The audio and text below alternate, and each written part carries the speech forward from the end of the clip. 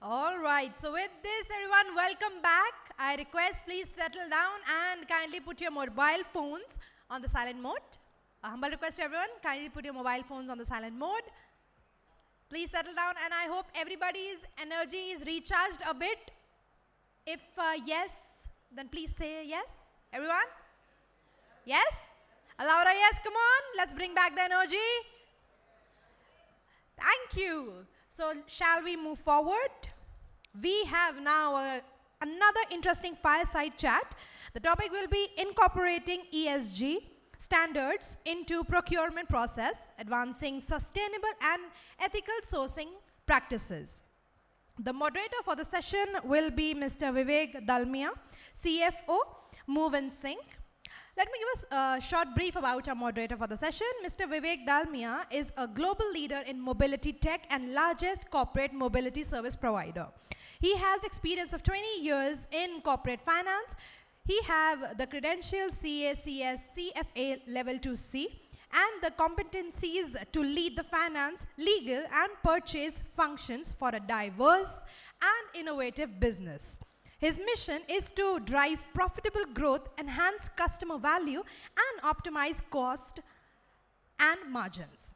So with this, can we invite our moderator over the stage? And let me introduce our panelists also. Mr. Rohit Tripathi, Associate Director, Procurement, Jubilant Ingrevia Limited. And along with them, Mr. Brish, Bhan, Vaidya, Head of APAC Strategic Sourcing and Global Buying Center, Uber. So with this, can we have our panelists along with the moderator over the stage with a huge round of applause, everyone.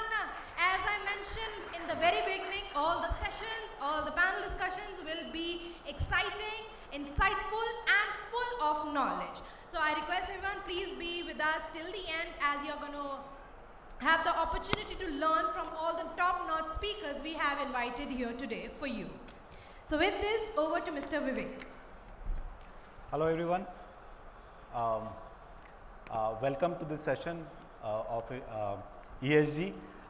See today all of us in our companies we have some goals around ESG, and whoever companies do not have this goal are at least thinking to adopt some of the goals around ESG.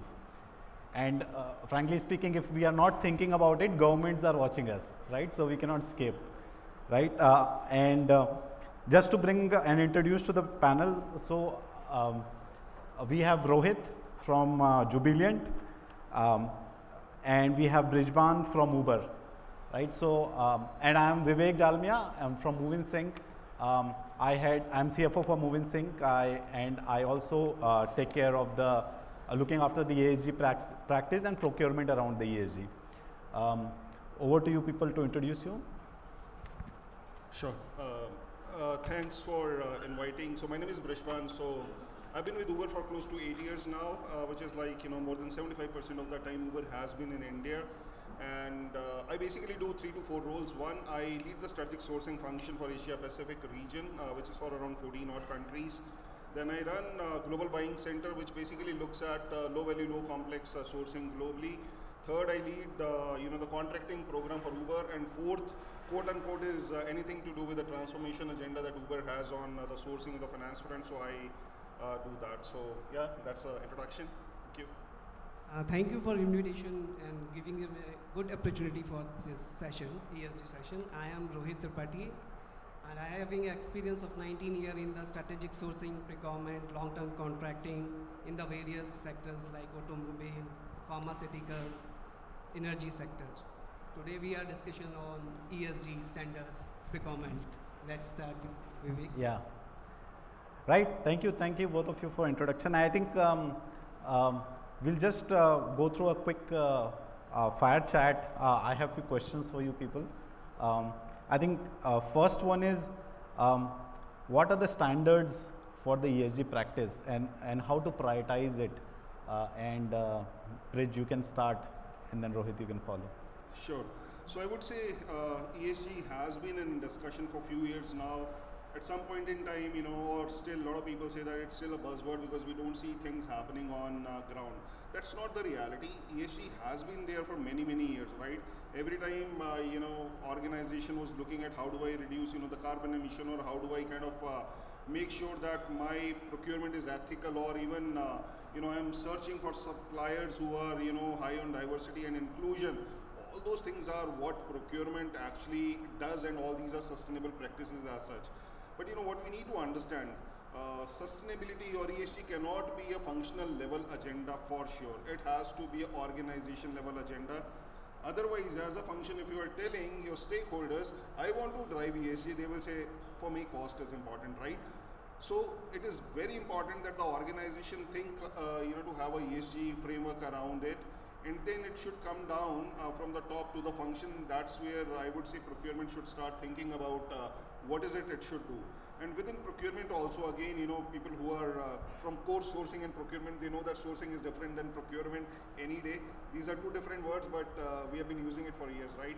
When we talk about sourcing, that's the strategic part of it. Basically, when you start searching for a supplier or even a product or a service, your thought process should be around implementing those I would say ESG principles.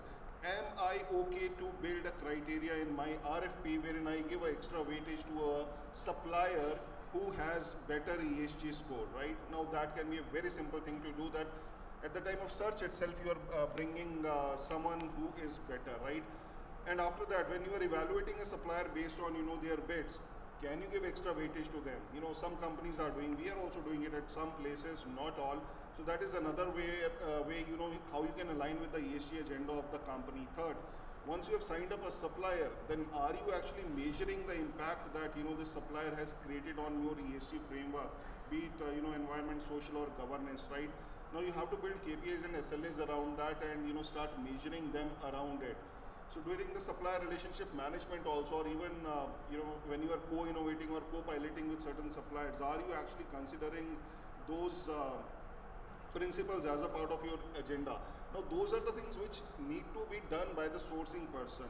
When we talk about the downstream, which is procurement or procure to pay, again, the moment you are thinking about giving advice to your suppliers that we are paperless, we want you to be paperless, upload your invoice on my system as an electronic invoice, we are actually solving that agenda. I'm sure a lot of you will agree that a lot of your suppliers may not even have the I would say e-invoicing practice. That's where the companies who are large enough, they are building their P2P system in such a way that the suppliers don't have to own those systems, and they can use our system for that. Apart from that, looking at the pay terms for MSMEs, now that's a regulation in the country, right? You have to pay a MSME in the 45 days. If you are making that as a practice in your procure to pay cycle, now you're actually solving for that agenda. So day to day, I think we're doing a lot of stuff, just that we never thought it from the ESG angle, but when everyone starts writing, they will see they are doing it, just that they have to kind of do something more, make it sure that it is governed and not just done for the sake of it. So yeah, that's how I see the function can help. Thanks, Brish. I think couple of points which is takeaway for me was, one is it has to come from top, right? Otherwise, budget will be an issue.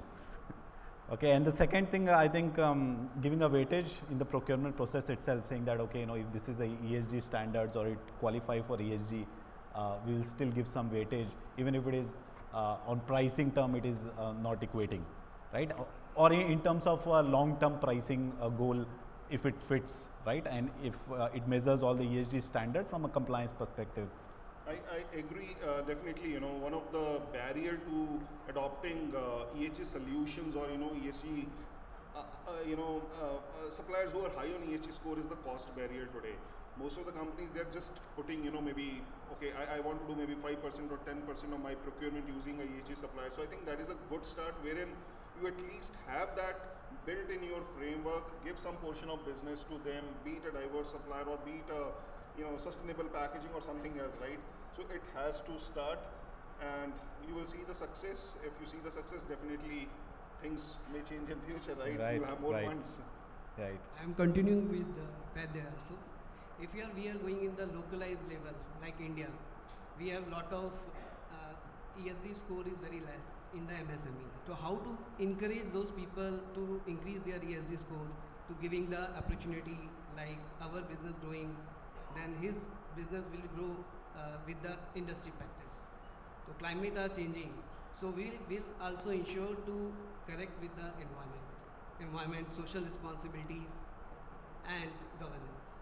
So it is from the skill set, from the vendor end, from the company end, and the good peoples, and giving the safety measures to the, and how we will measure is a major challenge with the supplier in the supply chain. This is the major challenges right now in the India for MSME. So, Rohit, very well said. I think this is a very important point which you brought about. So, if I read it correct, it's like holding hand of your suppliers, saying that how can you do more ESG and how can we enable you to help us. definitely, if we helping him, then definitely will be impacting our climate, reducing the emission level. It is impacting social, our people's, planet, everything. Yeah. Okay, moving to the next question. So, what are the steps organization can take to incorporate these ESG criteria into the procurement step? Rohit, if you can elaborate. In my company, Jubilant is right now a 68% scoring for the sustainability. They are the gold rating at right now, and now we are increasing the people to increase our sustainability. So first of all, we are spending in the procurement. We will identify those spend in the quantitative manner, because sustainability is not a one-day job. It is a journey of the future. So first of all, we gathering the data, we identify those gaps, how to reduce the emission system. So data is a major thing for the MSME vendors and the customer point of view, because now globally the customer want the ESG score is high, then definitely we will also give you the orders and business perspective. It is also a best practices for profitable business in the long terms. Right. Data collecting is main thing. Second is benchmarking, and how much, if 1 ton of metal producing 1.8 ton of COE, so how we reduce it. This is our main motto of production of any manufacturing unit. Right. I think so basically, point one is measure it, and then second report it. Right. So you have to measure, report, and keep watching the standards. I mean, that is what will improve the overall, the scores and journey, right? Right. This is the practical things we have to do.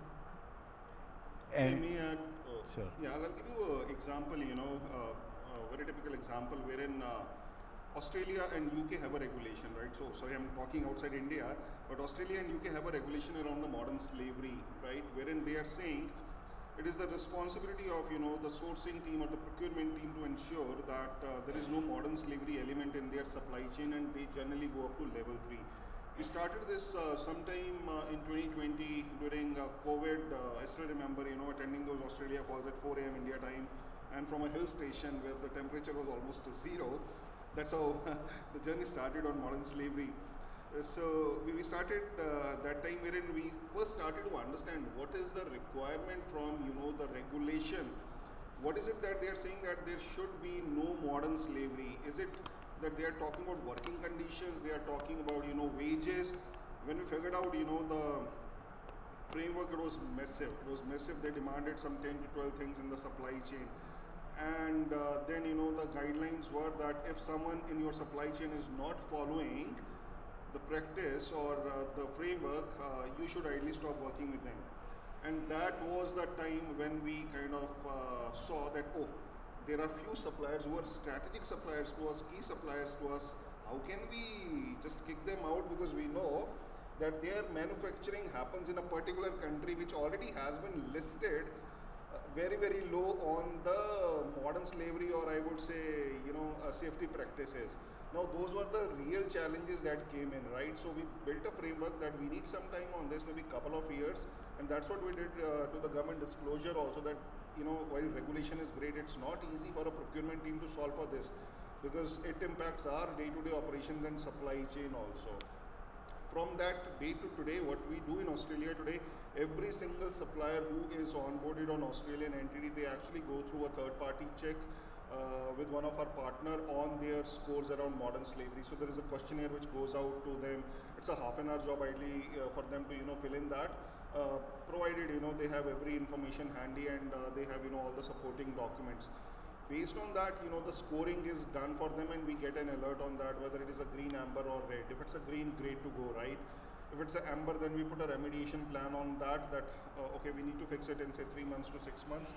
And if it's a red, then definitely it's a business call that we take with the stakeholders, that we have landed up into a situation wherein one of the supplier is appearing red, right?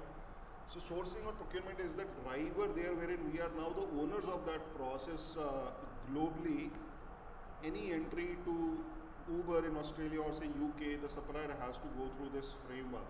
And we're doing the similar stuff in the technical supply chain globally also, wherein we are evaluating our partners through a third-party tool.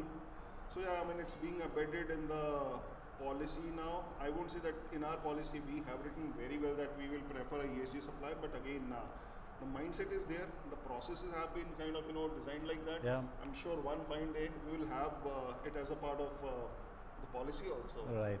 No, I think very important point what you brought about. I think, see, first is that none of us are completely prepared, right? So this is a journey, right? And like you said, you have to hold hand of your suppliers, and if they are not scoring right, maybe guide them, and don't take a very strong call. But yeah, of course, on the compliance side, you have to do the right disclosures to the government and to the regulation authorities. Very important point you brought about, Bridge. I think another aspect of this is, one is choosing the vendors, getting on this journey. Now, for everything else, we want to understand what is the ROI, right? So basically want to understand, from the ESG perspective, not from a monetary perspective. So what is the effectiveness of whatever you are doing, right? So how do you kind of get and say that, okay, I have chosen this, I am onboarding this vendor, I am choosing this material, but is it effective or not? And monitor it, and if needed, check on your plans or, on this journey, right? All right, so maybe for my industry, I'll say, are we really measuring the impact? Answer is no, it's not coming in the monetary terms as of now.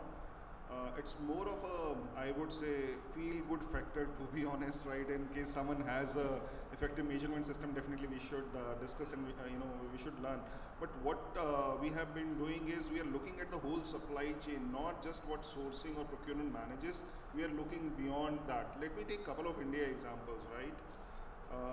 And you may think that, oh, this can also fall under ESG, right? Let me talk about the social element here. Our business is about drivers and riders and cars, right? While everyone talks about electric cars solving for things, no. I mean, that's only on the environment side. How are you solving for the social piece here? It is not sourcing's responsibility, honestly, to get drivers on our platform. But can we think beyond that, and can we create a supply chain around that? That's what we started working a few years ago. For example, when we were discussing with operations team on ground, and I'm sure you'll find it relatable because you are also in the same business, we started hearing our drivers, guys, you run on our platform, what are your problem areas? Apart from, incentives and also that remains. They said, you expect me to be online on a phone which consumes a lot of data, and you expect me to have a good phone so that there is no I would say error on GPS or anything else, right? So can you help me with acquiring a phone, right? Was this required?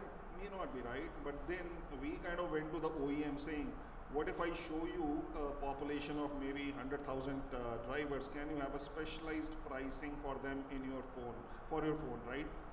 That was an idea that worked well. We kind of, started working with one of the OEMs. Second problem came in, they said, it's a 30,000 rupees phone. Can I get financial support because I don't have a CIBIL score, right? Who will fund me? Then we started going to, the financiers, right? And that's where we brought in them to the ecosystem. Can you support the people who don't get financial support from anyone, right? Then, that actually started becoming a practice. It was not a sourcing or procurement role, but we found a value there, and then we started looking at, manufacturers of tires, or, the garages who can actually do the servicing of the vehicles at a lower cost. That's how we started working towards, improving the lifestyle of our drivers, right? Then we did some tie-ups with, some of the training institutes wherein, the kids of the drivers, they started getting, access to learn English, or, send their kids to, I would say, educational institutes. Now that was not something which corporates generally do outside CSR, but we thought it makes sense. So all that is what we did, and very recent, a large one that we did was, we tied up with one of the early wage companies, wherein we told them, we want a platform wherein any driver at any point in time with a click of a button can get a loan or any financial support, or even the earnings that they have on our platform on daily basis. That is something which is working well for us. So this is how we thought beyond the sourcing as such to deliver. Yeah, see, I mean, this is a very, very important point what you brought about. See, I mean, whenever we are talking of ESG, always environment is in our mind, right? And we forget that social element is so important.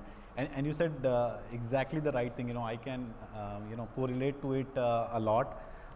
We are actually treating a lot of these drivers as our employees. So like we have an employee day, we are also having a driver's day. We run some camp where they can come back and say that what are the problems they are facing and how can we help them resolve. We are also similar to your initiative. We are trying to have a loan arranged for them, funding for their cars, how their EMIs can go down. How can you overall uplift their lifestyles? Whether it is from training, inclusiveness, and diversity for overall for this practice. So a lot of women drivers are coming on board, and especially abled drivers are coming on board. So I think a lot of those efforts from the social side is also happening. Yeah, and Rohit, any point you want to add on this? I want to add this actually. What we are doing as a Jubilant, we are doing the people's who is driving for us. We are GPS enable it, and at the night they don't drive. We will safety of their peoples. If they need, they will a panic button in the GPS. The person nearby them in our factory, they will go, and what kind of help they require, they will do it. This kind of the new initiatives taken by the corporates right now. तो वो उनकी जितनी मदद कर सकते हैं, they will do it. Even we are giving the space for their washing, their living, and also providing the workplace environment, good environment for them, like treating it like our employee. And Rohit, just to add on the effectiveness, how do you measure? Do you think about it?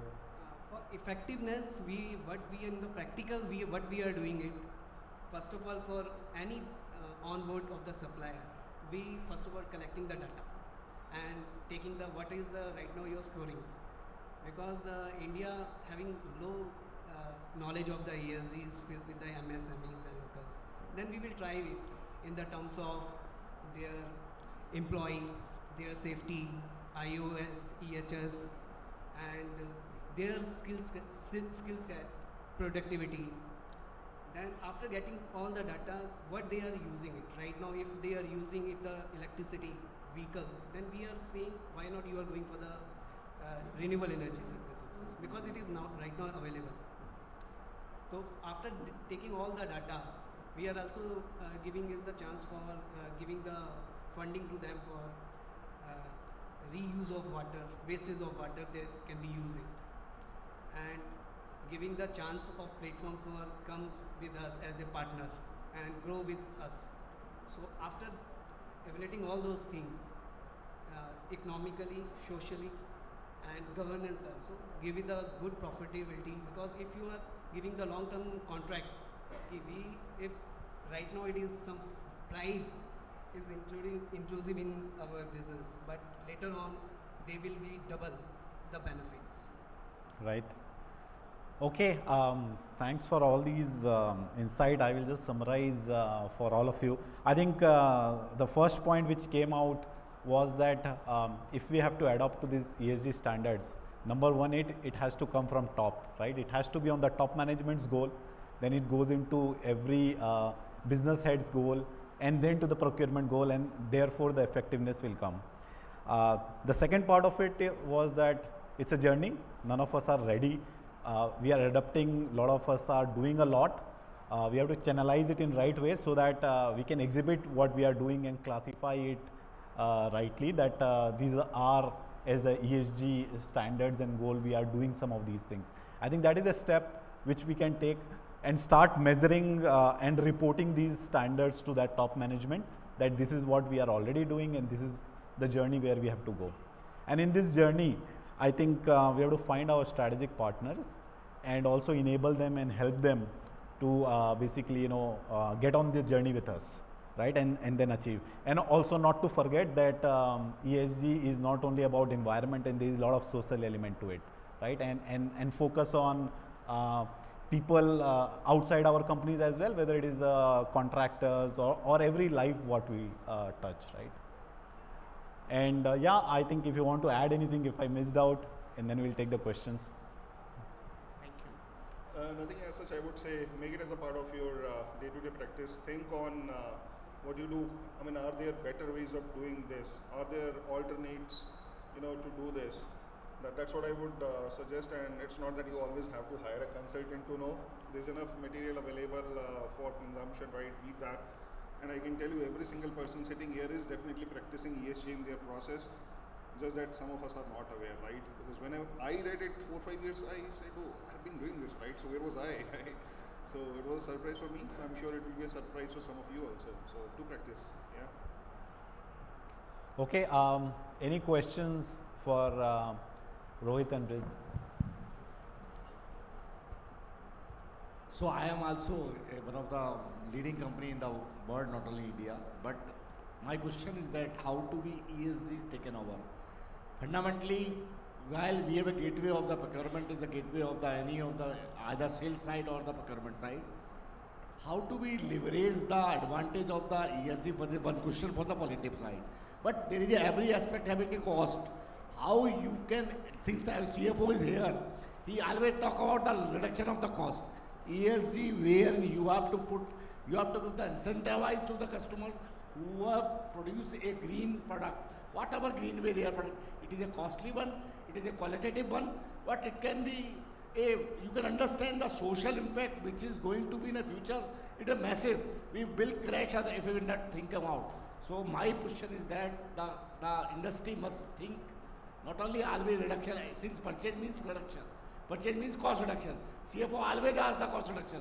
I don't know why, but the question is that how must we ensure that every activity which is going to be social, one side you have a CSR, one side you reduction the cost.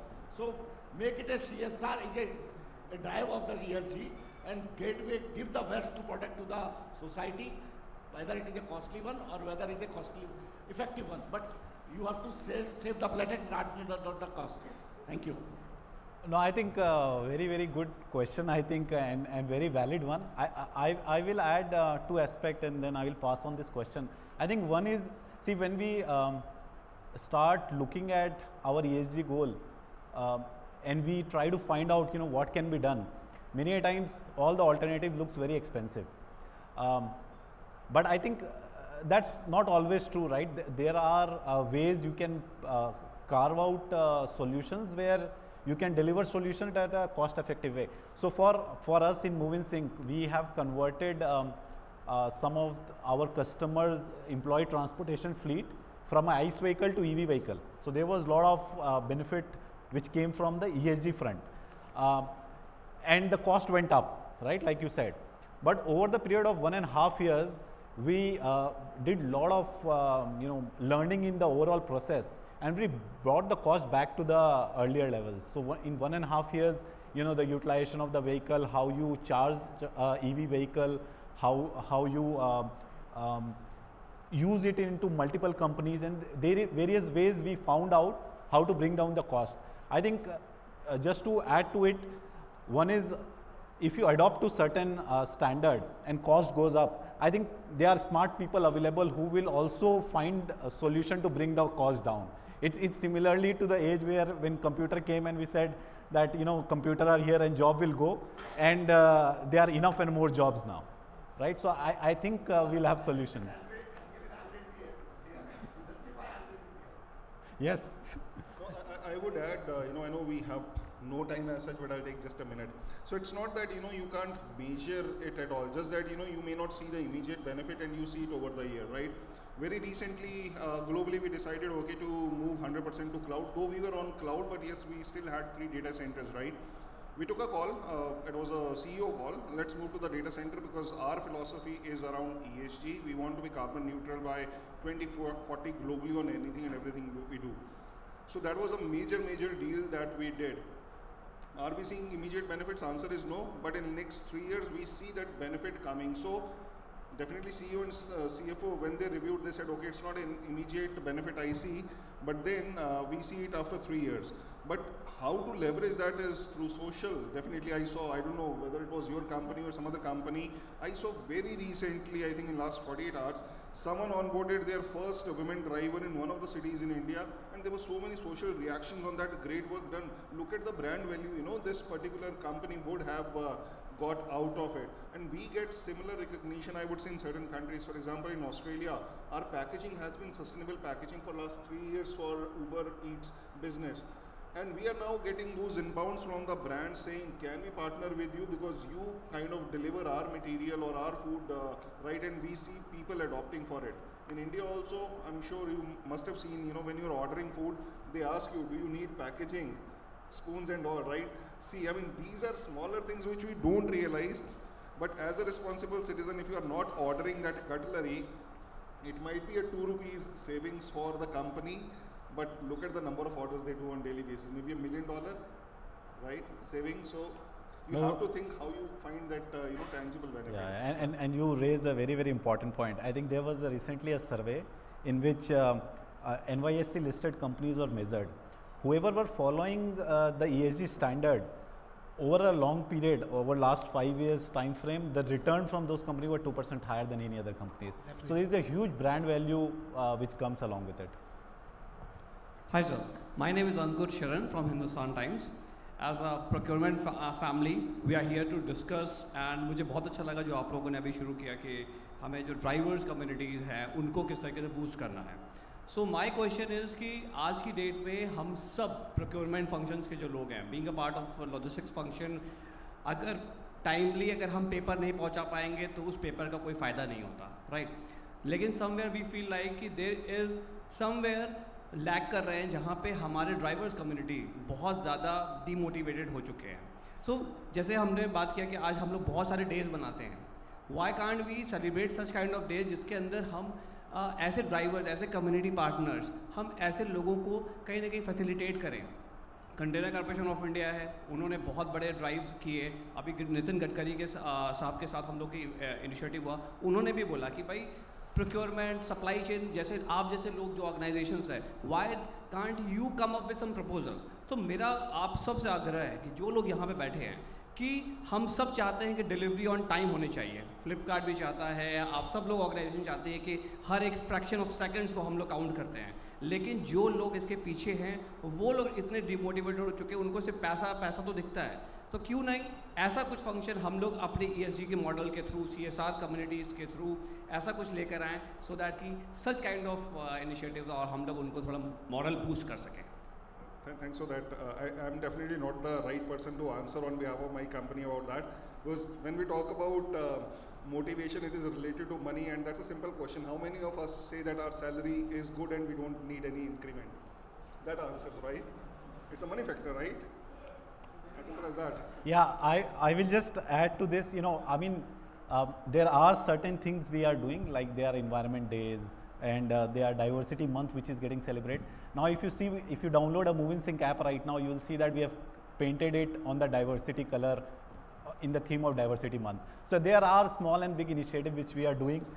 Yeah, I mean, you can do this awareness campaign around it, and I'm sure a lot of people are doing, but it's not spreading that wide. One thing on this, that the population is so large and communication is being done, but not everyone sees on ground. As I said, with the click of a button they can get anything between 5,000 to 5 lakh, right?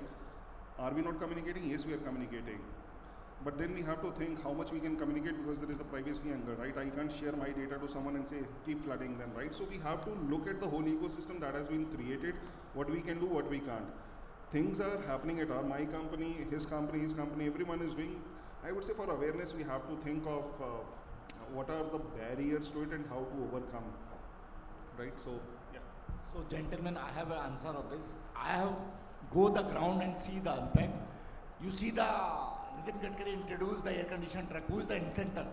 Sanjay Gupta is the incentor of this. My name is Sanjay Gupta. I went in a mines. I see the temperature inside the mines is the 54 degree. How the driver is a queue and he is taking the material or mineral from there. I introduced 2000 truck for my company. I went to the Volvo. I went to BYD. Now we have taken a strong initiative with the Tata Motor Ashok Leyland, and they are forcefully to give the 2000 air conditioned truck. In fact, not only truck, the fridge is inside of the truck. So that's a very, very human touch where it can be increased the air cost. It's okay. Generally what we prefer, driver is not run the air conditioner because they are put it idle. If you are there, you can sit in the 54 degree, you can't. So you have a provisions to think for that. A lot of cost reduction drives can be impacted by if the supporting professionals are thinking very, very politely and very, very think by the wider way. So that can be possible, sir. So I was the planning commission member, and I give this suggestion, and this is implemented by Nitin Gadkari Sahab 2 years back. Thank you. Well, that was a fantabulous answer. With this, can we give the entire panel a huge round of applause? Everyone, come on. Let's dive into the energy again. Yeah. Thank you. I think thanks for being a great listener and a very interactive participants. Thank you so much. Of course, and I request our panelists and our moderator, please be with us for another moment. And of course, Dr. Sanjay Gupta, please join us to present a small token of appreciation to the panelists and our moderator. Yes, sir, that's the reason. He has been thoroughly participated in the Q&A and with their fantabulous answer. So first we go with our moderator, Mr. Vivek Dalmia.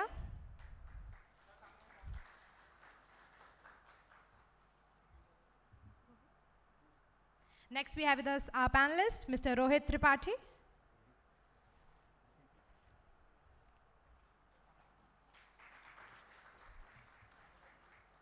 Last but not least, another panelist, Mr. Brish, Bhan, Vaidya.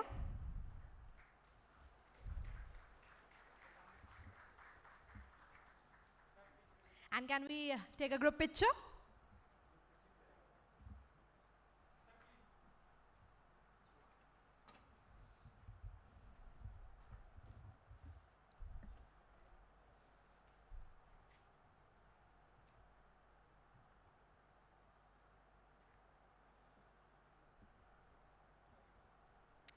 Thank you so much, and please have a seat.